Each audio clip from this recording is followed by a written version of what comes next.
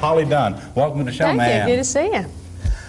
Your gift as a musical storyteller and your expressive, heartfelt vocal styles have made you one of country music's true individualists. I always enjoyed reading people write about you. Now, we're talking about milestones, your greatest hits. That's what's happening right now? Mm-hmm. Mm-hmm. All the songs on the greatest hits, let me see, are they all the original songs as they were recorded? Right, yes. There was no updating instrumentals or anything? No, my first record label was MTM Records, Yeah. a small label in Nashville, and when they closed down in 1988, my current record label, Warner Brothers, bought all the old masters, and this is the only place you can find all of the old stuff up to my Warner Brothers product, because my first 3 albums were on MTM and they're no longer available. So this is the only place a lot of these songs even exist anymore. All the songs on your milestones, they pretty much show your accomplishments up to date? Right. We actually, we had a nice problem. We had too many hits. I read that. So we had to leave a few off, but that's a good problem to have. But we picked the ones that I sort of based it on audience enthusiasm through the years and judged it by that, and not necessarily even chart position, you know. No, but the popularity. Right. Have you improved or changed since your first recording of Playing for Keeps? I hope so. Goes back a few days? I hope so. Yeah, we did that. Please, Mr. Please? Well, we did that originally in about 1985, I guess, Playing for Keeps, and it was my very first single in about 86, yeah. And went about 64 with an anchor, I think, it stayed right on there, the huh? charts. You once said in an article that every song is a stepping stone to what? Well, I don't know. I don't remember saying that, but every song is like a milestone, really. It's get you to the next level, you know. Daddy's Hands, it's a country standard. That's on the CD. Mm-hmm. And, of course, Love Someone Like Me, your first #1. Mm-hmm. What year was that, do you remember? That would have been in 87. That was with MTM, you right, got #1. Mm-hmm. A Face in the Crowd, a duet with Michael Martin Murphey, gave you your first Grammy nomination? Mm-hmm. Well, no, actually, my first Grammy nomination, I had 2 in 1 year in 87. It was for Daddy's Hands, female vocalist, and for that song, the vocal performance on the song, and then the song itself was nominated that year. And then the next year, Michael and I were nominated for the duo. No One Takes a Train. I read in one of the stories that it was not a single? No, it never was. It was mostly a video hit, you know, more than anything. We released it on video, and it never was a chart record. There, No One Takes a Train, and closed the latest video, but I get your second single from Milestone. Well, it was never a charted record. It was. We just put it out. You wrote it? Yeah. Well, my brother Chris wrote it. Right. It was the second. There were 2 new songs off of the Milestones album, because the rest of it was old material. Right. The first one was Maybe I Mean Yes, which we had to pull off the air. And Train was the other new song, and we did a video for it. Just because I thought it was a beautiful tune. What kind of video did you do for Train? It's a beautiful video. We shot it down at Union Station, which is the old renovated train station in Nashville. Beautiful place, and it was raining appropriately that day for a sad song about trains. But it turned out to be a really nice song, and I do it in my live show because so many people remember it from the video. I noticed most of the songs on the CD were written by yourself, or your brother, and maybe a co-writer. Your brother is Chris Waters? Right. He's the one that got you to Nashville? Well, more or less. He moved there in about 1976. I was still in college at the time, so I graduated in '79 and moved out there literally 2 weeks later, and started working in the music business almost immediately. Does he sing? He sings very well. As a matter of fact, he had a couple of charted records of his own back in the early '80s, and decided that he's married, he has a couple of kids, and just wanted to stay in Nashville, and he was doing so well as a songwriter. He's written many platinum records for various people that he didn't have to leave town to make a living, so he works in the background and helps me out. Co-produces all your records? We've co-produced about 4 out of the 7 albums that I've had, He worked with MTM along with you? No, he never worked for MTM. We just worked together. Right. Let's talk about Daddy's Hands. That's a song that's on this CD. What's the story behind the story? Well, I wrote that as, I didn't even have a record deal at the time. It was about 1983. Wasn't even really looking for a record deal. I really started with my first label in '85, and wrote it for my dad as a Father's Day present in about April of that year, and saved it till Father's Day rolled around and gave it to him. Never thought anything else would happen to it, and when it came time to record my first album, the song is so special to me and my family, I thought, well, I want it to be on my first album just for posterity's sake, get it in a permanent form, you know, to have. And we put it out later as a single, still not really knowing, I don't think, what we had there. It's a standard today. Well, you know, they tell me it's one of the most requested songs in country music history, so that makes me feel real good. How long did it take you to write that song?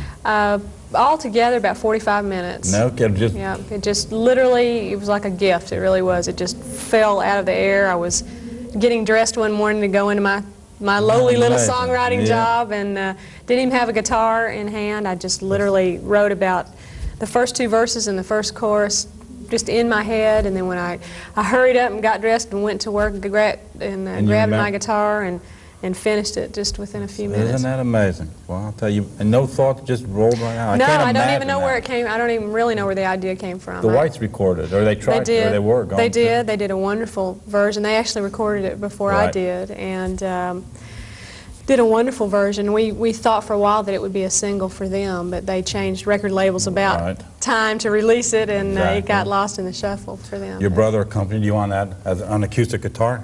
We did a video for that, right, and it was just the two of us in the video, which made it even more special for me to have him there. Again, just you said it before, it's a Grammy nomination for Best Country and Best Country Vocal Performance. When you record albums, do you put all original songs on them? No, really, of the 7 albums I've had, other than the greatest hits, it almost always works out, oddly, for some reason, that about half the album is mine and half, you know, has been written by outside But writers. what do you bring back old country classics? Original as in brand Don't new. Worry About Me. No, yeah, Marty absolutely. Robbins? Yeah, we've done some cover tunes. As a matter of fact, on this, we just got finished with a new album called Getting It Done, which will be out June 1st, the first week in June. And there's an old song on there that was a huge hit for Webb Pierce called No Love Have I. And Mel Tillis wrote that over 30 years ago. So I have no aversion to cutting, you know, covering some old hit. You updated it. Yeah, it's a real 90s version, definitely. Okay. Yeah. When recording, do you still use acoustic instrumental approach to all your songs? It's really changed through the years. When I took over production on my third album, I just kind of threw out everything we'd been doing and stripped it all bare. And literally, well, I don't think on the Cross the Rio Grande album, which was the first one Chris and I produced together, that there was even an electric instrument on there except maybe a bass guitar. And then the next album we grew a little, and the next album we grew a little bit, and this latest one is the most aggressive album I've ever done, and it's just, you have to go somewhere. You can't just stay in a niche. And I'm very versatile in my music, and there's a lot that I do in my live show that I wanted to get on record, a lot of bluesy influence kind of things. So this album has really grown in that direction more. I'm real. You have done all studio albums. You haven't done any live albums yet? Not yet, no. That, you thinking about it?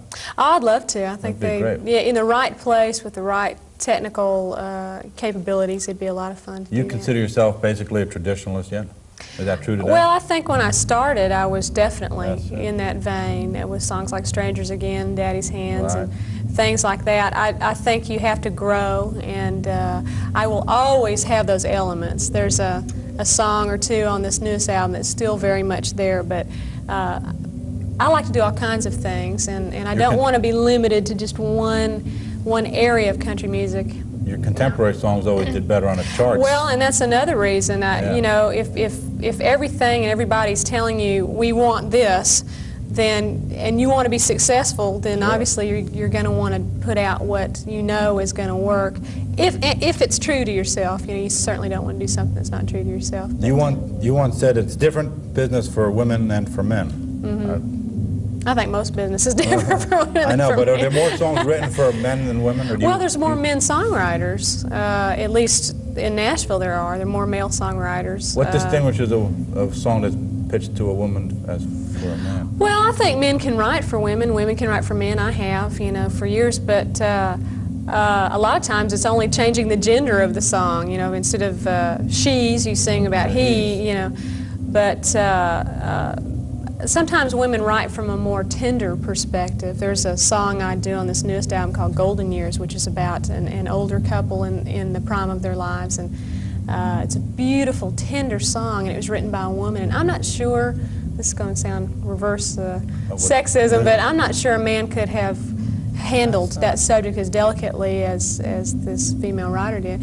And vice versa. I think sometimes, you know, the male perspective gives it a harder edge and more of a drive. What gives the male, the edge? The ticket sales? I think, selling point? What are the well, selling points? women are the real supporters of the arts. We tend to go to museums, we tend to go to movies, we tend to go to concerts and buy the merchandise. And so therefore, you know, just by virtue of nature, I think we're going to gravitate more towards the male artist than a female artist. And I think that's why Garth Brooks can come out and have one hit record and have a, you know, multi-platinum selling album, and Reba McEntire can take 9 or 10 albums to finally make it to a platinum selling place in her career. And she's just as good, just as talented, works just as hard. And but I think what happens with female artists, at least in country, is that we may not have this huge flash right in the beginning, but we have a tremendous amount of longevity, which a male artist might not enjoy as much. So we kind of make it up on the other end. If I can recall correctly, going back in history, didn't a female have the first #1 million-selling record?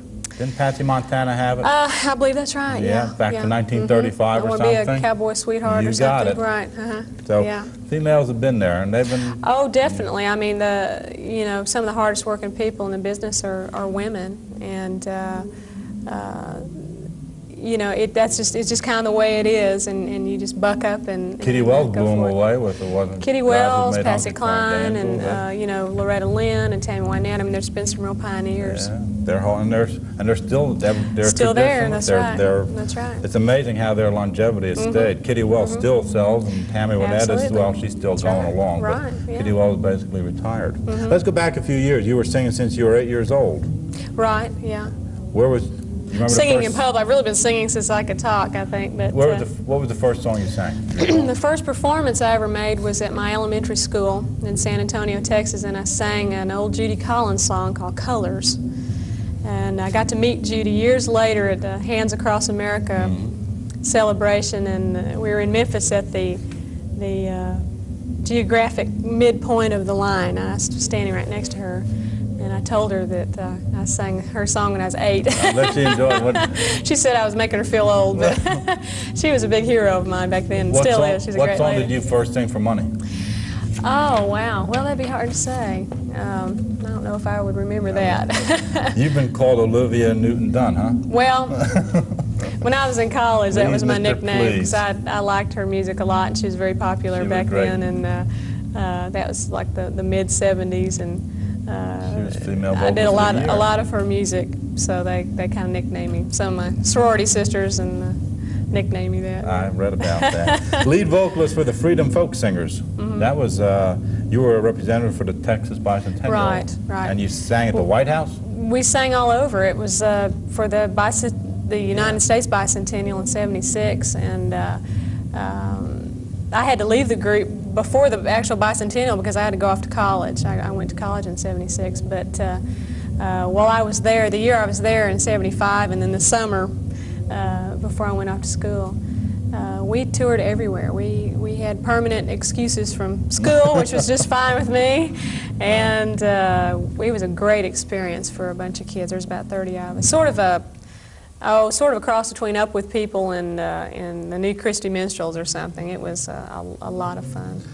We're going to wrap up here in a few minutes, and your acting skills surfaced in a video called Strangers Again. In fact, some people said there's an acting career maybe ahead for you. Well, I've had some offers in that direction. I've waited until I felt like I had my music career going, because that's my main focus. And I know my limitations, what I can do and what I can't, and if something legitimate came along, acting-wise, that I felt like I could really pull off and not embarrass myself for Nashville doing, I would definitely give it a shot. It's something that interests me very much. It's been a pleasure. Thank you. Appreciate you Been a having me pleasure on. having you on the show. Good to see you. This is Herb Sutton. It's Holly Dunn. Until next time, keep smiling, keep it Sutton Country.